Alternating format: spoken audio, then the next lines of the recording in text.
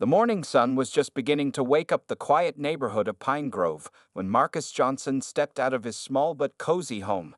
The 15-year-old boy adjusted his brand new white designer shirt, a precious item he had bought after saving money for 6 long months from his part-time job at Smith's grocery store. Marcus worked at the store every weekend, carefully putting away $2 from each hour he worked.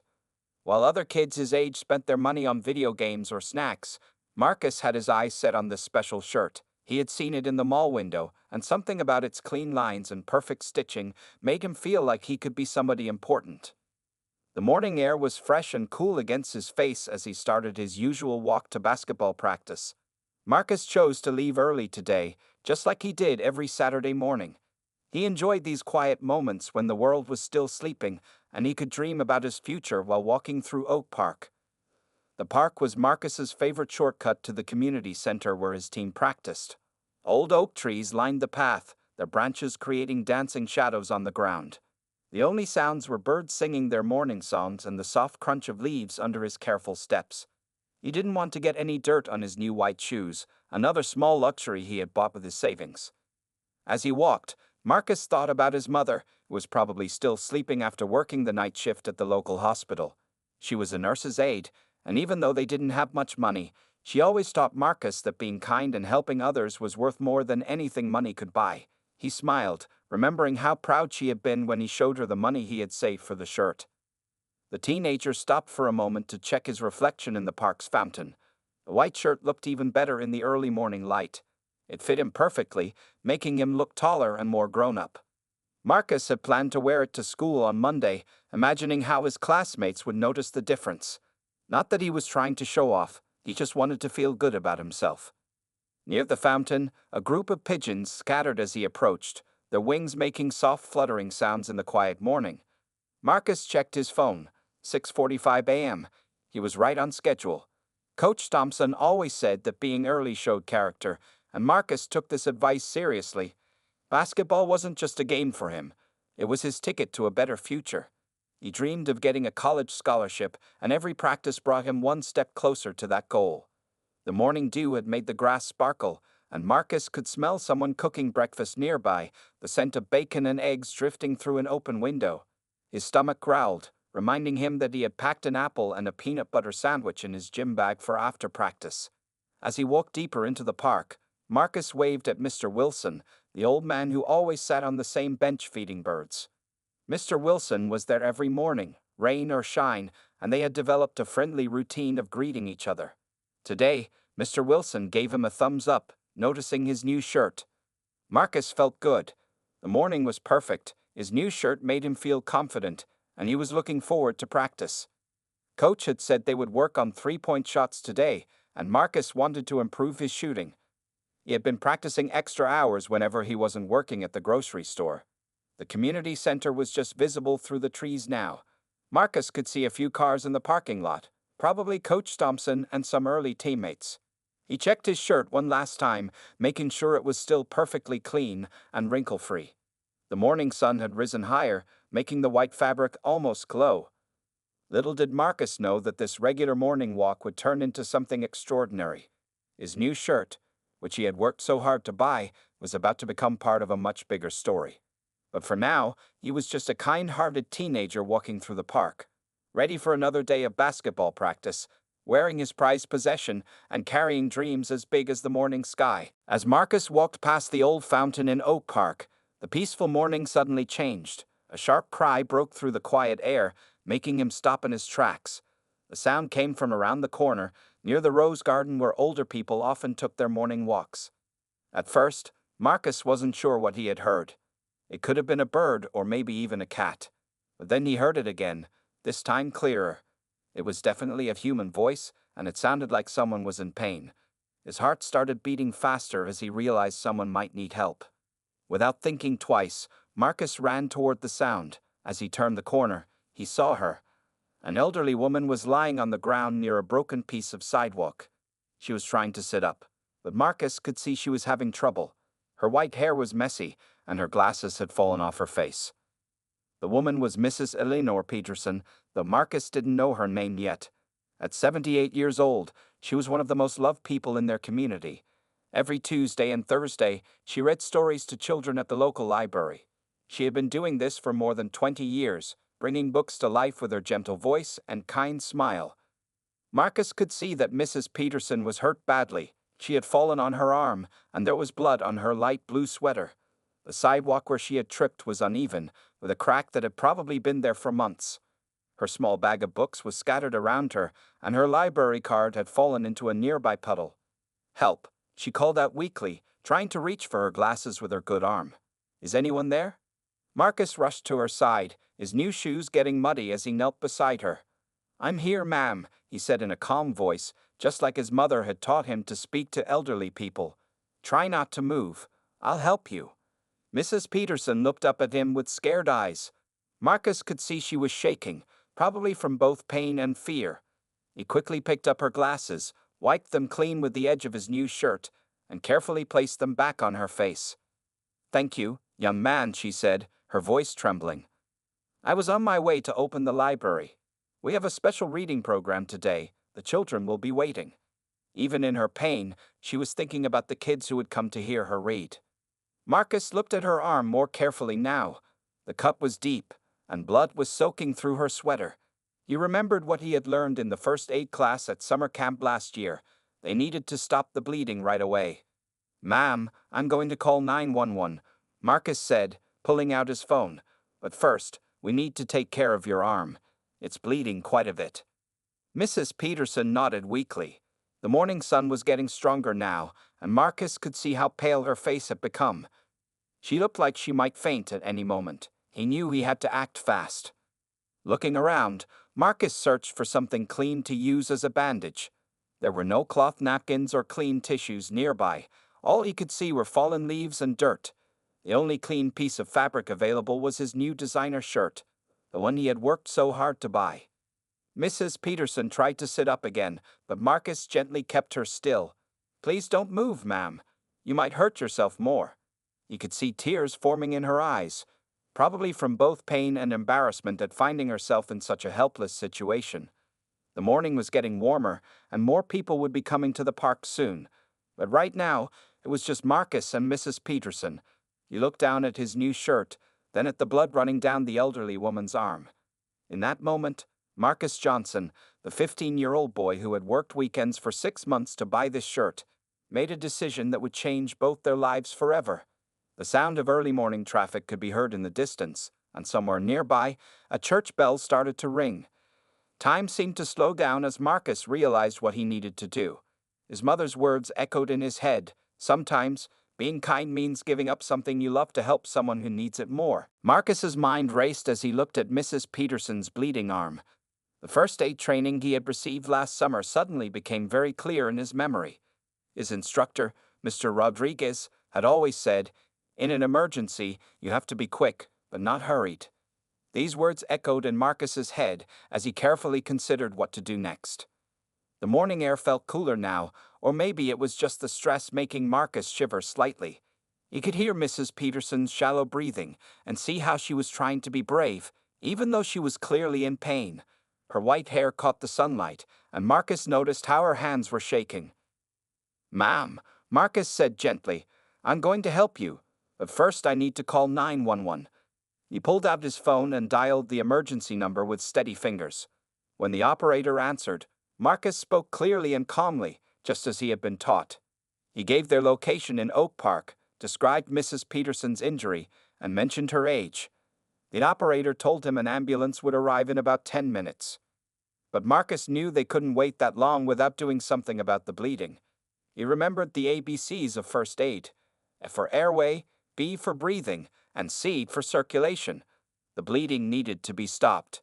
Mr. Rodriguez's voice came back to him again. "Clean fabric is your best friend in an emergency." Looking down at his designer shirt, Marcus no longer saw it as just a piece of clothing he had saved for. Now it was something much more important. It was a tool that could help someone in need. Without hesitation, he began to unbutton it. Mrs. Peterson noticed what he was doing and tried to protest. "Oh no, young man," she said weakly. "That's such a nice shirt. You can't ruin it for me." But Marcus had already made up his mind. "It's okay, ma'am," he said with a gentle smile. My mom always says clothes can be replaced, but people can't be. He carefully removed the shirt, thankful he was wearing a clean white undershirt beneath it. The designer shirt felt soft in his hands as he prepared to tear it. For a brief moment, he remembered the day he bought it, how proud he had felt walking out of the store. Then, with determined hands, he began tearing it into long strips. The sound of ripping fabric seemed very loud in the quiet morning air. Marcus remembered the proper way to make a bandage from his training. The strips needed to be wide enough to cover the wound, but not so wide that they wouldn't wrap properly. He tore carefully, making sure each strip was even and clean. His hands moved steadily, despite the gravity of the situation. Mrs. Peterson watched him work, her eyes filling with tears. She could see the price tag still attached to one piece of the torn shirt, and she understood the sacrifice this young man was making. But Marcus didn't even glance at the tag as he tore it away. His focus was entirely on helping. "This might hurt a little," Marcus warned softly as he prepared to wrap her arm. "But we need to stop the bleeding before the ambulance gets here." He remembered how Mr. Rodriguez had taught them to speak to injured people, always keeping them informed about what was happening, always staying calm. With gentle but firm movements, Marcus began wrapping Mrs. Peterson's arm. He made sure the bandage was tight enough to help stop the bleeding, but not so tight that it would cut off circulation. The white fabric quickly began showing spots of red, but Marcus knew this was normal and kept wrapping steadily.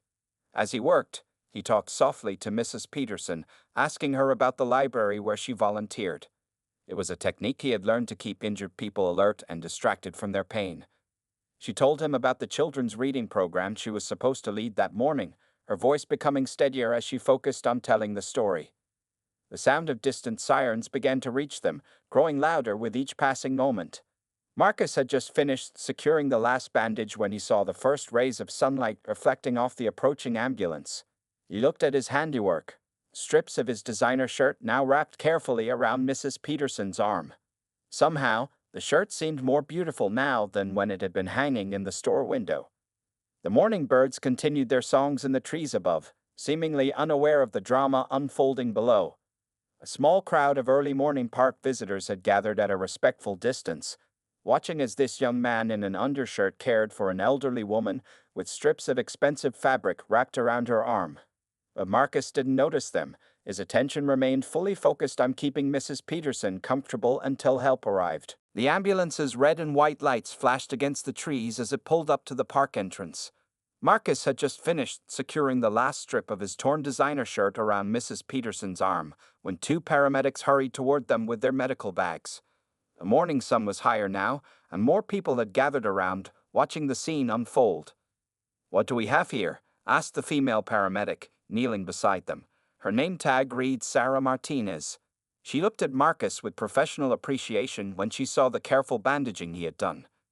"She fell and cut her arm on the broken sidewalk," Marcus explained, his voice steady. "I used my shirt to stop the bleeding. I remembered from first aid training that we needed clean fabric." He moved aside to give the paramedics more room to work, but stayed close enough that Mrs. Peterson could still see him. The male paramedic, whose tag showed James Wilson, examined the makeshift bandages. "Good job, young man," he said, nodding approvingly. "These are well done," he turned to Mrs. Peterson. "Ma'am, we're going to keep these bandages in place for now. They're doing exactly what they need to do." Mrs. Peterson reached out with her good hand and caught Marcus's arm. "This dear boy," she said to the paramedics, her voice trembling with emotion. "He tore up his new shirt. I saw the price tag when he was tearing it. It was so expensive." She looked at Marcus, still wearing just his white undershirt in the morning air. "You must have saved for months to buy it." Sarah, the paramedic, looked more closely at the bandages, noticing for the first time the high-quality fabric and the small designer logo still visible on one of the strips. She glanced at Marcus with new understanding in her eyes. A small crowd had gathered at a respectful distance. Among them was Mr. Wilson, the old man who fed birds every morning.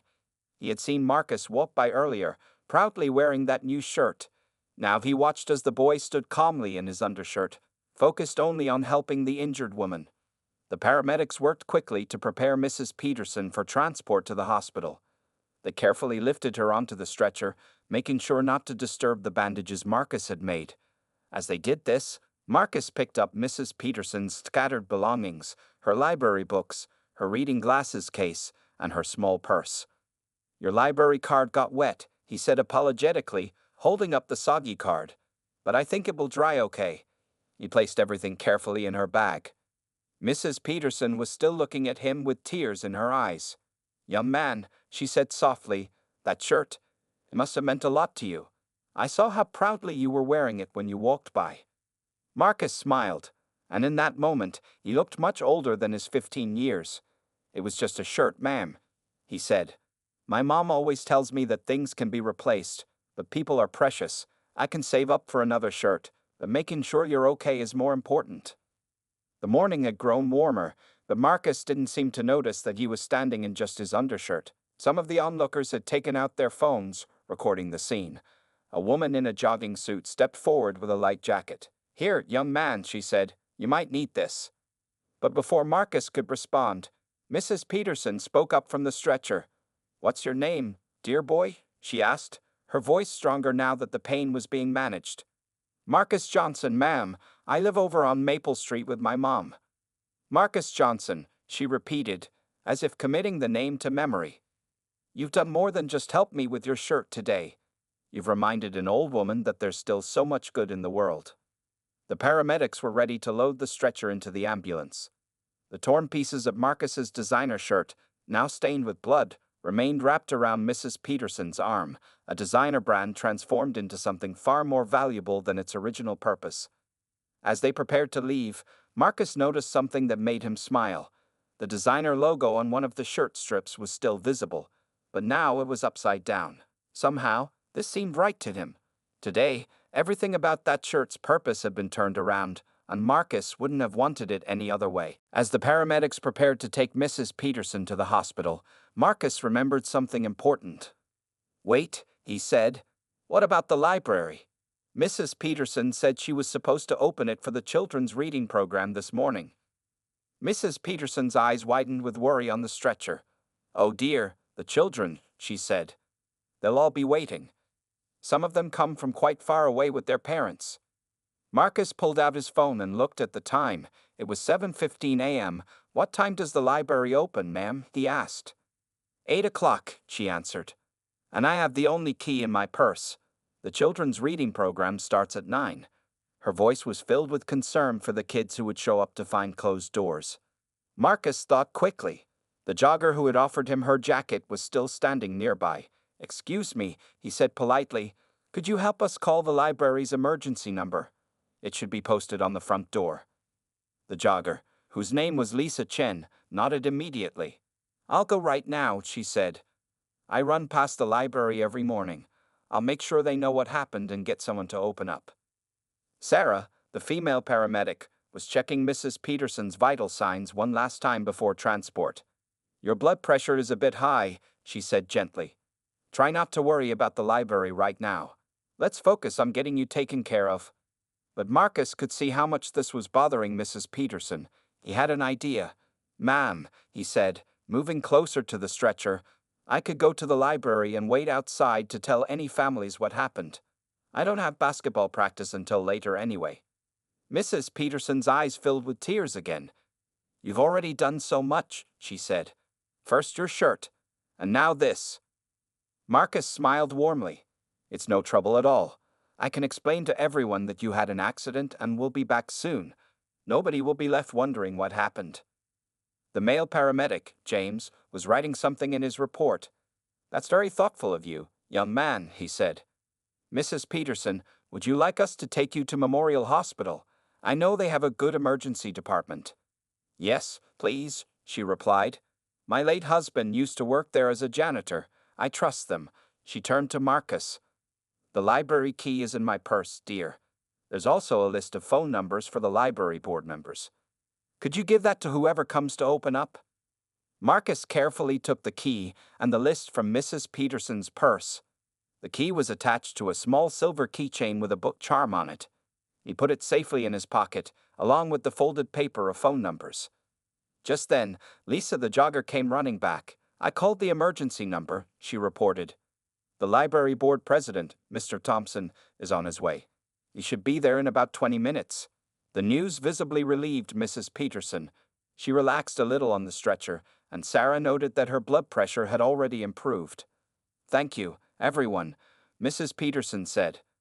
"I don't know what I would have done without all of you, especially you, Marcus." The paramedics began to wheel the stretcher toward the ambulance. Marcus walked alongside, still wearing the borrowed jacket over his undershirt. "Which hospital are they taking you to?" he asked Mrs. Peterson. "Memorial Hospital," she answered. "It's not far from here." Marcus nodded. "I'll come visit you after the library situation is sorted out, if that's okay. I'd like to make sure you're doing better." Mrs. Peterson reached out and squeezed his hand. "I'd like that very much," she said softly. "You remind me so much of my grandson. You would have been about your age now." As they loaded the stretcher into the ambulance, more people from the neighborhood had gathered. Mr. Wilson, the bird-feeding man, had called Marcus's mother at the hospital where she worked to let her know what had happened. The morning sun was now fully up, casting long shadows across the park as the ambulance prepared to leave. Marcus stood watching, the library key safe in his pocket and a borrowed jacket keeping him warm. Sometimes the best mornings, he realized, are the ones that don't go as planned at all. The sound of the ambulance siren faded into the distance as he turned toward the library, ready to help in yet another way. Later that afternoon, Marcus walked through the clean white hallways of Memorial Hospital. He had changed into a fresh t-shirt that his mother had brought him after her shift ended. In his hands, he carried a small vase of flowers that the library children had helped him pick from the park's garden, with permission from the park keeper. The morning had been busy but successful. Mr. Thompson had arrived at the library right on time, and Marcus had helped explain the situation to the families who came for the reading program. Instead of canceling, they had all worked together to make something special happen. The children had drawn get-well cards for Mrs. Peterson, and some of the parents had volunteered to take turns reading stories. Now, as Marcus approached room 215, he could hear voices inside. He knocked gently on the door. "Come in," called Mrs. Peterson's familiar voice, sounding much stronger than it had in the park. Marcus entered the room to find Mrs. Peterson sitting up in bed, her injured arm properly bandaged in clean white gauze. She was no longer wearing her street clothes but a pale blue hospital gown. Her white hair had been neatly combed, and her glasses were clean and straight on her nose. "Marcus," she exclaimed, her face lighting up. "Oh, and you brought flowers. How lovely." She paused, noticing something about the flowers. "Are those from the park garden? The special roses that Mr. Garcia tends?" Marcus nodded, placing the vase on her bedside table. "Yes, ma'am. The children helped pick them, and Mr. Garcia said it was okay since it was for you. Everyone at the library wanted to help." Mrs. Peterson's eyes began to fill with tears, but these were different from the tears of pain she had shed in the park. These were tears of joy and gratitude. "The children made these for you too," Marcus said, pulling out a stack of colorful cards from his backpack. Each one was decorated with drawings and special messages from the kids who usually attended her reading sessions. As Mrs. Peterson looked through the cards, her hands trembling slightly, she began to cry more deeply. Marcus wasn't sure what to do at first, but then he remembered how his mother would comfort patients at the hospital where she worked. "Are you okay, Mrs. Peterson?" he asked gently, moving closer to her bed. "Should I call the nurse?" She shook her head, wiping her eyes with a tissue. "No, dear, these are happy tears." She held up one of the cards, which had a drawing of her reading to a group of smiling children. "You see, when my grandson Tommy passed away 5 years ago, I thought I'd never feel this kind of love again. He was such a special boy, just about your age." Marcus sat quietly in the chair next to her bed as she continued. "Tommy loved to read, just like you seem to love basketball," she said, gesturing to his gym bag that he had brought along. "He would help me at the library too. When we lost him to leukemia, I threw myself into the reading program to keep his memory alive. But today," she paused, looking at Marcus with eyes full of emotion. "Today, when you tore up your special shirt to help me, without even knowing who I was, it reminded me so much of something Tommy would have done." Marcus felt his own eyes getting wet now. He thought about how proud his mother had been when she heard what he had done. She had hugged him tightly and told him, "That shirt was worth every penny, because it showed us the beautiful person you are inside." "The shirt doesn't matter," Marcus said softly to Mrs. Peterson. "My mom always says that clothes can be replaced, but people are precious." And now that I know you, I'm even more glad I could help." Mrs. Peterson reached out with her good hand and took Marcus's hand in hers. Her fingers were warm and soft, like his grandmother's used to be before she moved away to Florida. "You know," she said, her voice growing stronger, "the library board wants to give you a reward for helping me. They're having a meeting about it tomorrow." Marcus shook his head immediately. "No, ma'am, I don't want a reward." But he hesitated, then continued, "If it's okay with you, I'd like to come help sometimes with the reading program. I'm not as good at reading out loud as you are, but I could learn." The smile that spread across Mrs. Peterson's face was brighter than any reward could have been. In that moment, both of them knew that something more valuable than any designer shirt had been created that morning, a connection that would change both their lives forever. News of Marcus's kindness spread quickly through their small community. By Monday morning, when he walked into Pine Grove High School wearing a simple blue t-shirt instead of his planned designer shirt, people looked at him differently. Not because of what he was wearing, but because of what he had done. His basketball coach, Mr. Thompson, who was also the library board president, had shared the story during the morning assembly. Marcus sat in the back row, feeling a little embarrassed as Coach Thompson described how his young player had torn up an expensive shirt to help a stranger in need. "This," Coach Thompson said to the packed auditorium, "is what real character looks like. It's not about what you wear or what you own. It's about what you're willing to give up to help others." During lunch break, Sarah Martinez, the paramedic who had helped Mrs. Peterson, visited the school. She had brought something special with her, a certificate from the local emergency medical services department. But more importantly, she came with an idea. "Marcus," she said, as they sat in the principal's office, "we want to start a youth first aid training program at the community center. Would you help us teach it?" Marcus looked surprised. "Me? But I only took one summer course." Sarah smiled. "Sometimes the best teachers are the ones who can show others how to use what they've learned in real life. You did that in the park on Saturday." The local newspaper sent a reporter to interview Marcus. Her name was Janet Chen, and she happened to be the sister of Lisa, the jogger who had helped at the park. As Marcus told her the story, she took careful notes. "What made you decide to tear up your new shirt?" Janet asked. "Many people might have just waited for the ambulance." Marcus thought about it. "My mom always says that helping others is more important than things we can buy. When I saw Mrs. Peterson hurt, I didn't think about the shirt anymore. I just thought about helping her." The story appeared in the evening paper with a photo of Marcus and Mrs. Peterson at the hospital. The headline read, "Local teen sacrifice shows true value of community spirit." But what happened next surprised everyone.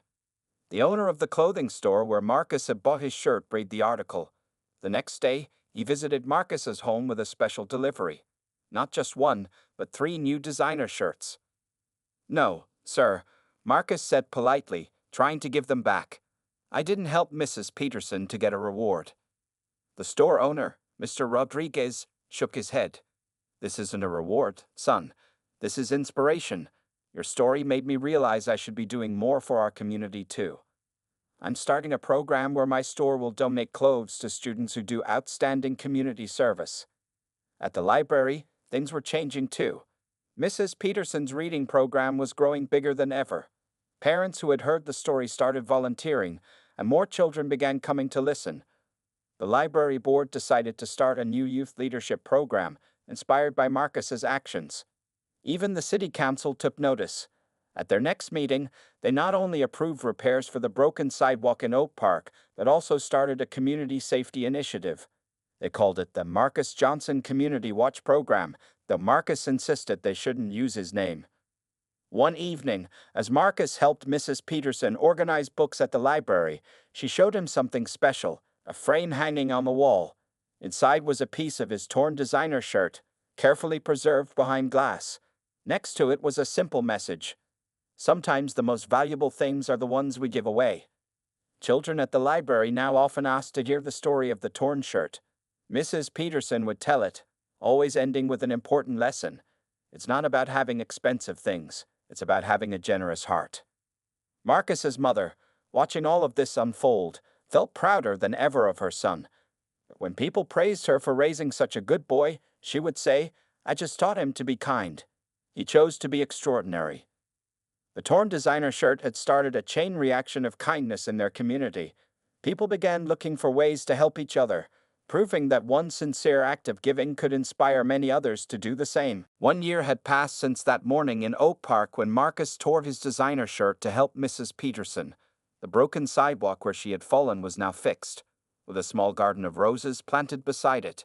Mr. Garcia, the park keeper, made sure these roses bloomed beautifully every spring, calling them kindness roses after Marcus's story. On a warm Saturday morning, Marcus stood in front of a crowd at the community center. He was teaching his weekly first aid class to a group of eager teenagers, something he had been doing for the past year. The torn shirt story had become a regular part of his lesson about using whatever resources you have to help others. Remember, he told his students, you don't need special equipment to help someone. Sometimes the most valuable thing you can give is what you already have. In the back of the room sat Mrs. Peterson, now fully recovered and stronger than ever. She came to watch Marcus teach whenever she could, proudly telling anyone who would listen about how this young man had helped her that day. Her arm had healed perfectly, leaving only a small scar that she called her reminder of kindness. The library had changed too. What used to be a quiet reading room was now a bustling community space. The youth leadership program, started in Marcus's honor, had grown to include over 50 young people. They helped with reading programs, organized community events, and learned valuable lessons about serving others. Marcus still helped Mrs. Peterson with her reading sessions every Thursday afternoon. Together, they had started a new tradition called Sharing Stories, where people from the community would come to tell tales of kindness they had witnessed or experienced. The story of the torn shirt was told often, but it was no longer just about Marcus and Mrs. Peterson. It had become a symbol of how one simple act of kindness could change an entire community. Marcus's mother had been promoted at the hospital, partly because of how she had inspired her coworkers with her parenting philosophy. Things are just things, she would say during staff training sessions. It's how we treat each other that really matters. The designer clothing store had kept its promise. Mr. Rodriguez's community service program had given away hundreds of shirts to students who showed exceptional kindness to others. But interestingly, these students often chose to give their shirts to others who needed them more, creating a chain of giving that seemed endless. One day, as Marcus and Mrs. Peterson walked through Oak Park together, she stopped at the spot where she had fallen. "You know," she said, smiling at Marcus, "my grandson Tommy would have loved knowing you. He always believed that the best things in life weren't things at all." Marcus nodded, understanding perfectly. Over the past year, he had learned more about Tommy through Mrs. Peterson's stories. The framed piece of his torn shirt still hung in the library, but now it was surrounded by photos and stories of other acts of kindness it had inspired. Basketball was still a big part of Marcus's life, but something had changed there too. His team had started visiting children's hospitals before their games, giving away their practice jerseys to sick kids. Coach Thompson said the team had never played better, proving that giving to others somehow made you stronger yourself. The local newspaper had followed up on the story several times over the year. The latest article wasn't about the torn shirt anymore. It was about how a community had learned to look at wealth differently. True richness, the article concluded, is measured not by what we keep, but by what we give away. As Marcus walked home that evening, wearing a simple t-shirt from the community center, he passed several people he had helped train in first aid. They waved and smiled, some of them wearing the shirts they had earned through acts of kindness.